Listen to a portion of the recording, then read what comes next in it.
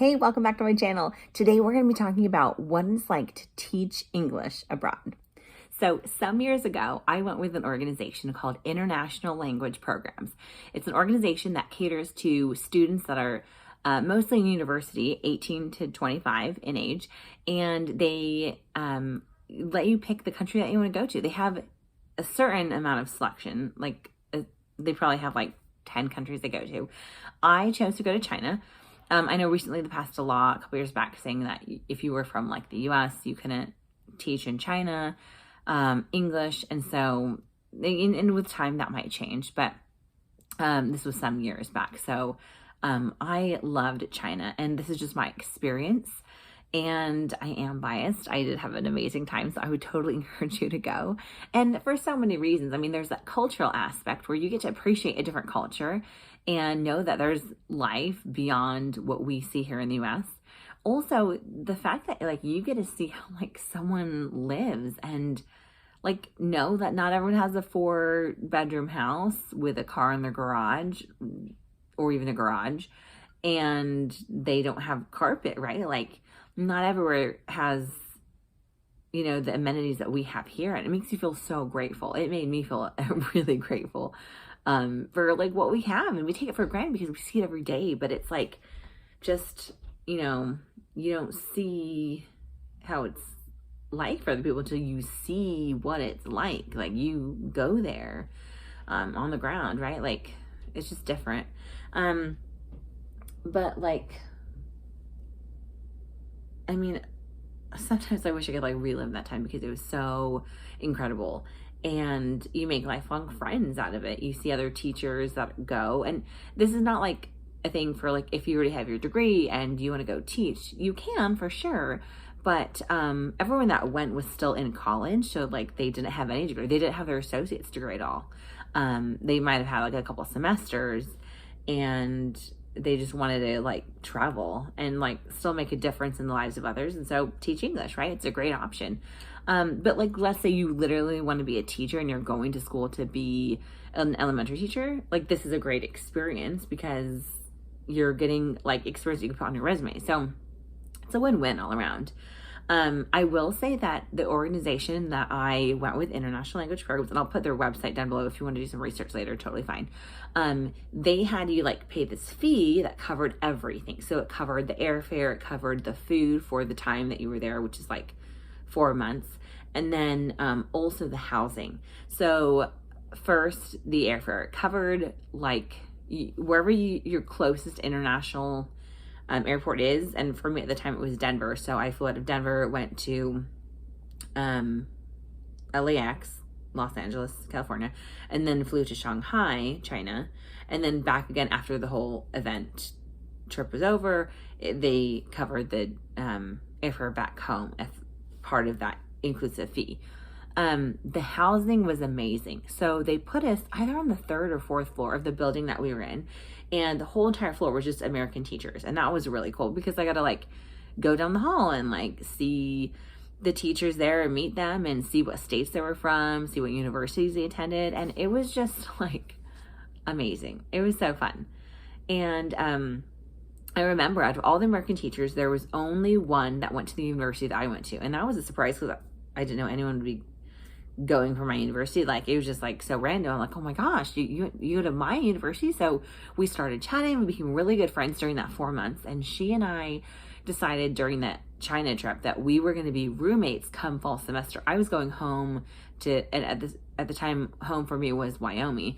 And so I was going back to Wyoming to save up during the summer for college, right? Come fall semester, gotta save that moolah. And we decided so in the fall we'd be roommates. So we had like scheduled that, and we picked a place that we wanted to live, and it was fun that semester, like having a roommate and just like you just meet lifelong friends. And some years later when she got married, I was the bridesmaid at her wedding out in California, and a couple years later when I got married, I had her as one of my bridesmaids, and it was just a really, like, who would have thought, like all from a China trip back some years back. And it's just, life is just so interesting. You have the opportunity to make it what you want, and really bless the lives of others with the ability to speak English. I mean, English is the business language of the world.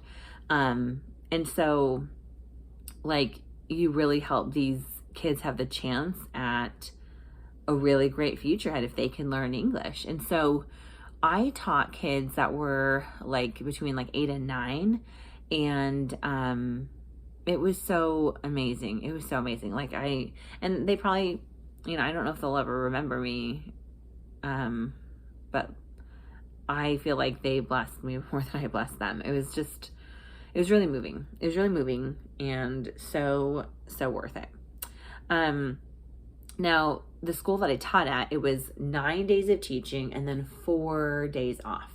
And so we got to take on those 4 days off, like really cool vacations. And so one thing that I wanted to do while I was there was just like see Beijing and see the Great Wall of China. Like if you go to China, the one thing that you see is the Great Wall, right? Like that's like a must see thing. And so I wanted to see it not only when it was like lush and green, but also when there was like snow on the Great Wall and there was like, no green to be seen anywhere.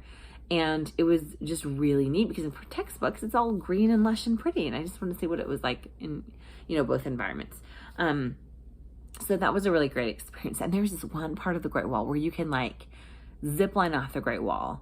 And that was so much fun because like there was this, so there was this Great Wall and there was like this big ravine that went down. And so the Great Wall had to end. And so at the bottom, there was like this little bridge that you could cross this like reservoir and then climb back up and then get back up on the Great Wall again. And so this like body of water cut through the Great Wall. And when we went back up to the Great Wall, there was this thing like you could zip line off and it went over the water back to the other side that you were like initially on. And at the water's edge, there was this boat that was waiting to take us to, I think it was dinner. It wasn't lunch because we did like a 5K on the Great Wall. And I'm not talking like running or jogging. I'm talking like walking. There were parts of the Great Wall that were so steep. You were on like all fours climbing. Some parts of the Great Wall have been like renovated, looks amazing.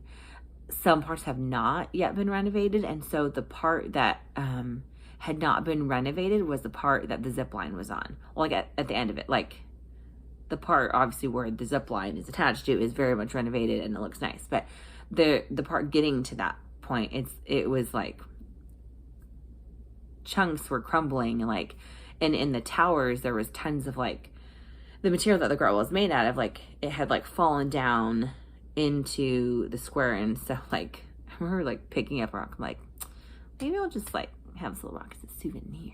And like it was just like, it was so pretty. The whole thing was just like gorgeous and just made you appreciate the structure. It was amazing. But the other part of the Great Wall that I saw was like the renovated part, and that was when it was like cold and had snow on it, and it was just like like magical. You're like, I'm never gonna forget this for as long as I live. Like how this just is so huge and so beautiful. And some towers like have stairs that get to they have like a second floor to them, but there's some, if I'm not mistaken, that like didn't. Like it just seemed like they had like the 1-story like tower. It was just, I don't know, it was really cool. There was like there was this one teacher, I will say, who he wanted to like stay on the Great Wall and like sleep, and that's like not allowed. It's like illegal to do. You can't like have a sleepover in a tower on the Great Wall of China, like not possible.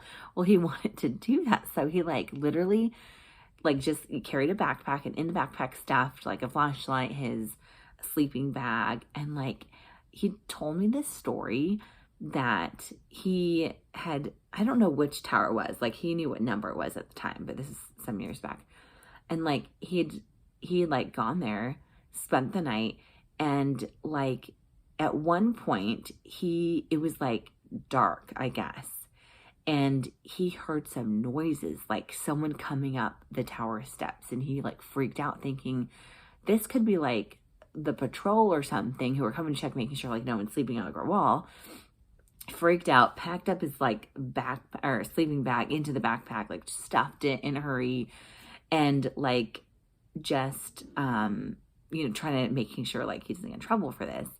And in the end, it ended up being not like policemen patrolling the Great Wall, but it was 2 photographers that were going before sunup to catch the sunrise on the Great Wall of China. I mean, who knew if they were for National Geographic or some other place? Like, who knows? Maybe they were just like, 2 photographers by themselves and with no one, not attached with a famous, organization, but like he could have been in some serious trouble, right? Like, seriously.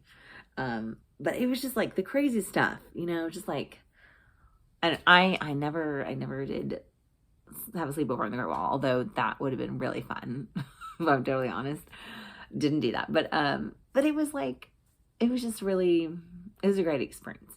Now, anyway, back to the teaching part. So while you're teaching, like what we did is we had some lessons that were like actual like spelling, punctuation related stuff, and then others that were just like culture lessons, like what is it like to live in the US, what just things like this is like the word for flag and stars and Statue of Liberty, like you just have like cultural classes mixed in with teaching English. And then have a day where you teach about China, like, oh, this is China's flag, and obviously they know what their flag looks like, but like teaching them like what the word flag is in English, so you just like have fun with it, mix in some games, and the kids are so fun and so cute. You just want to like adopt them all.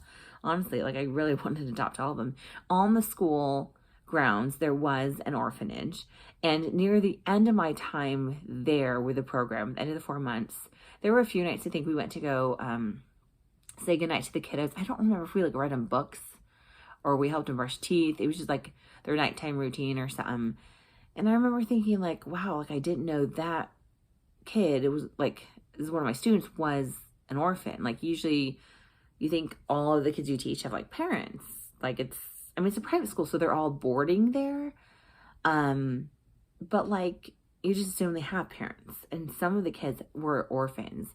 And so it just like broke your heart because you wanted like to adopt them. But at the same time, you're like, you're in your like, well, I was 19 at the time. So, or you could be in your 20s. The organization that I went with caters to like 18 to 25-year-olds. And so in theory, like you're like in your low 20s, and if you're not married, it's harder to, you don't really want to adopt at that point. You usually want like someone to help you, a spouse, if you're going to be adopting. And it's just like, you just want to adopt all of them, but like you can't. And it's just, that was really hard. Like wanting to do more when I felt like that was not the time of my life to do that in.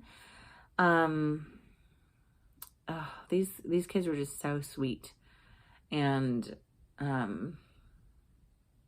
honestly, they'll probably not remember me. But I feel like some of their faces are like burned into my memory. And like, I feel like, in life, there's like certain seasons, a season to like go to school, a season to like get married and have a family, a season of like grandparenthood, like there's just different seasons, and each one has its like ups and downs. And that season of my life in college, I just feel like I learned so much. And even though like I took like a semester off from college to like go teach English, like I wouldn't trade that for anything. That was like such an amazing part of my life. Even though that was like 4 months, like it was like such a short time, but I feel like I learned so much. Not to mention the little, Mandarin I picked up while there, smidgen of Mandarin, but like the relationships I made with like the kiddos, and like, there were some teachers there also that were like in the so they were like native Chinese people, but like they were teaching English as well. they like would help some of his teachers who wanted to learn Mandarin. And so I would go to their office, and like there'd be like 4 teachers chilling in there on their off time or whatever, and they'd teach me like cultural things about China. They'd teach me the actual language, and it was just such an amazing experience. Like, it was so culturally rich.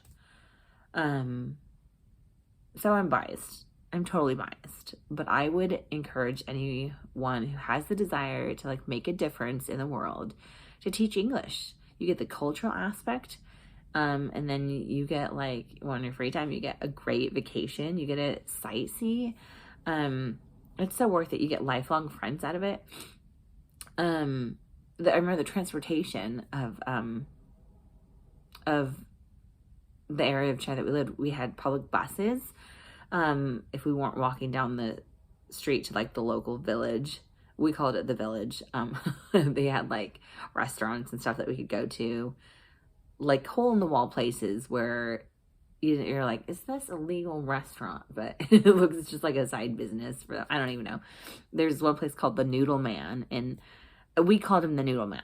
I'm sure he had like a legit restaurant name, but this guy like looked almost like as young as we were younger, and he was just like making noodles from scratch. Like, and he would like the dough, like he'd stretch it out so in between each finger, it looks like it was like could have been yarn, but it was like straight up noodles, the dough, and he'd like stretch them out and kind of like move them in circles and like slap them down, and like there was a process to like cook like the chow mein noodles, and it was just like, so we called him the Noodle Man. But it was so great. Like at the time, like I think it was the equivalent of like 50 cents American money, but in like the money that we had there. So it was I think they called it the RMB was like the nickname for, I don't even know, the Chinese yuan. So like it was just really unique. It was a great experience. I have my little like notes of everything, so I don't want to skip anything. The meals are really good at the school we went to. They had their like chefs there, and there were some students, some like South Koreans that were boarding at the private school that we taught at, and they had their own food, and the chefs made like a different kind of food for us. I'm not sure why. That's just kind of how they like organized their meals and stuff. And like there were times when like they didn't know we were coming back from vacation on the particular day, and so they're like, just have the South Korean food. And I remember one time, so like all of us went over to the South Korean side of the cafeteria, and we helped ourselves to their food. And I tried this dish I hadn't seen before, and it was like, it ended up having like octopus in it, and I'd never tried octopus, but I was like, ooh, that would be like legit interesting. Just say like I've tried it. Just say I've tried it. And I tried it, and it was like a rubbery texture a little bit, but it kind of tasted like chicken. It was like a rubbery chicken with sauce. Like, it was edible. It was totally edible. It was like, I would say it was good. I would say it was totally good. I don't think it was like binge worthy, like delicious, but it was like decently good. I'm like, wow, like, who knew? Like, you get seafood. Today's like super fabulous. Anyway, so, okay, transportation. Sorry, I don't know if I skipped this part. Public buses. Oh, motorcycle taxis. They have motorcycle taxis. Like, is there such a thing? There is. There is. Like, I never like seen it or heard of that before. And I remember it was like a little awkward because I'm like, okay, I'm holding the waist of some 40-year-old dude or 50-year-old dude, like going from like downtown Shanghai to Wuxi. Oh no, it wasn't downtown Shanghai. No, just kidding. It was downtown Wuxi to, I don't know, like, Wuxi's a big city. So, I mean, it wasn't like super far, but like, it was a good, decent trip there on a motorcycle. So I've taken those a few times. They had the bullet trains, which were really fun to ride. I felt like it was like really inexpensive, the transportation. So meals were good. We taught for 9 days off, or 9 days and then 4 days off. Transportation was buses and taxis. Housing we covered. Fun stuff to do. Zip lined off the Great Wall. Did a 5K on the Great Wall. Hot air ballooning in China. Okay, so you know in Mulan where they're marching off to war, there are those mountains that are like super, super steep, and they're like, it's in the background. That happens only in one place in the world, those types of mountains, and that's in southern China. Southern China was gorgeous. Like, it was so beautiful. They had this place where you could hot air balloon. And one of the like world champions for hot air ballooning, like, was the one in charge of my hot air balloon. Like, it was so cool. And there was like, there's 1, 2, 3, 4. There's 4 of us in the hot air balloon, I think. And there was like a guy from Israel, like from Tel Aviv, Israel, a person from California, and then and then the hot air balloon leader person, flyer. I don't know what they call them. And it was so much fun. Like, I'd never been in a hot air balloon. It is so hot, just so you know. Like, it is blazing hot. You're like dripping sweat, okay, just so you know. You've been warned. But it was like so fun. It was so like unlike anything else. It was worth like, I think it was like $100 once you transfer like the money over. It's like probably $100 like US dollars at that time. It's probably like a little more now, but it was so much fun. You could like white water raft down this like mountain. That was really fun. And then there was this one river, I think it was called the Li River, and it was right near the town Yangshuo, spelled Wanggshuo, I believe, southern China, right? And like, there was this place, this Yangshuo village, like, it was right next to the Li River, and there was this place that it was like, you go down the stairs, and there was like this platform, I'll call it, of like cement, not just like a slab of cement, but like stones. Like, the stonework was like all like organized like really beautifully. And I remember going down there and a couple times, once to watch the sunrise come up in my pajamas, and then another time where it was like nighttime. I forgot this until now. Like, there was some like guys hanging out or something, and I think like we did some like swing dancing on the edge of the river. I don't even know. Like, it was crazy. Anyway, it was just like, China is beautiful. If you ever have the chance to go, even if it's not to teach English, like, just for the sake of like traveling to China, it's one of the best things you'll like ever do. And it's just, then it fades into like a distant memory, and then you just like look back on this time and you're like, wow, I'm really glad I did that. Life is great. Like, there's so many opportunities that you can take. Like, if you've been thinking like, I want to go abroad, like, make the life that you want, live the life that you want. And, you know, I had a great experience teaching English, so I will like always like promote teaching English because I feel like I learned a lot and it was just an overall good experience. But, like, you know, let's say you don't have the money to volunteer, but you need to like make money. There are jobs that you can get teaching English abroad. There is in Dubai, you can make a ton of money in Dubai, like double what they pay teachers here. You just have to get like a certification and prove that you can like teach. And they like fly you over there and back again. So you just got to look at the right places, look at different countries, see what they pay. Dubai was probably on the top end where they pay more than most places. But it's such an amazing experience and so worth it. I would highly suggest it. And honestly, like, I think one of the biggest things I got from it was the ability to like love other people from different walks of life. Like, not everyone on the planet's American. Not everyone sees things the way that we do. And being able to like just appreciate things from like a different lens, I feel like is a really important thing. And I feel like it'll save like you like a lot of grief in life if you're able to like learn about like other cultures and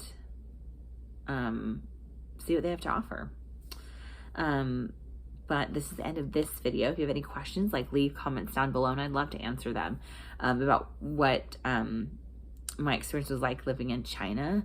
I felt safe. I will add this I know this is the end. I was going to mention this, but it just occurred to me right now, like being a communist country, like you'd think like, was it dangerous? I like never once felt like in danger. And honestly, I had this experience, actually. I'll share this one last thing. Even though I was like, this is the end of this video, now I'm adding one more story.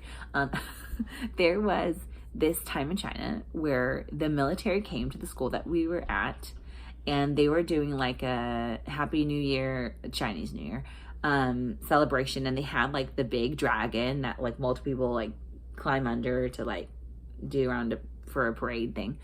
And I remember there were some men that were sitting like on the patio outside of the field, and I was like, oh my gosh, like, kind of want to go say hi. Don't want to be like weird, but I've never seen like a military Chinese person, right? Like that would be interesting. Like, hopefully I don't get shot, right? Like, you never know, like just the random thoughts, right? But like, I was like, maybe I'll just go say hi. So like I waved and they waved back, and I'm like, okay, maybe I'll just like go walk over there, see what everything's about. So I go up to the soldiers that were there. I'm like, hi, how are you? And some are like sitting on the steps of a building right there, and some are like near this big truck. And I don't know what like the terminology is for like military vehicles, but it's the one where like you're in like the front of the truck can fit like 3 people, and then the rest of it is like an empty bed truck where like 40 people can like just smash in there, like, right, like you're like pile in, right? And there's like a tarp kind of like cover, like one of those vehicles, okay? And like the guys on the steps, I think one of them said like, oh, do you want to see vehicle? And I'm like, sure, sounds great. And so like they're like, come sit. And I'm like, do I get in a vehicle with Chinese soldiers? Like, am I going to be like arrested and held hostage for like, people like countries sometimes will like trade prisoners for each other. I'm like, is this some kind of like trick that I need to be aware of here? And so I'm like, okay, I'm not going to record this. And so I get in the vehicle, not in the driver's seat, but like the passenger seat. And they were like so proud of their vehicle. Like, and like, maybe it was new. Like, I don't think it was new, but like maybe it was new for them. I'm not even sure. And like the driver goes, this is the dashboard. And I'm thinking, oh, so nice. like I haven't seen a dashboard before in any vehicle, okay? It was just like, they were so proud of it, and they were so happy, and they were so cheerful. They didn't let me take any pictures of them, but they were so genuinely kind. And that was like, I don't know, I wasn't expecting that. Like, I'm sure most people on the planet are like good, and they like mean well, and they're kind. And just because we can't read their thoughts, you don't know if they're like good or bad or whatever. But like, even though we were like a language apart, like, and some of them spoke like basic English enough to like have a basic conversation with me, but like it was just so interesting. And it's one of the things like I'll like never forget. They're so kind to me, and they're proud of like, they're patriotic. So it was just like really, really cool.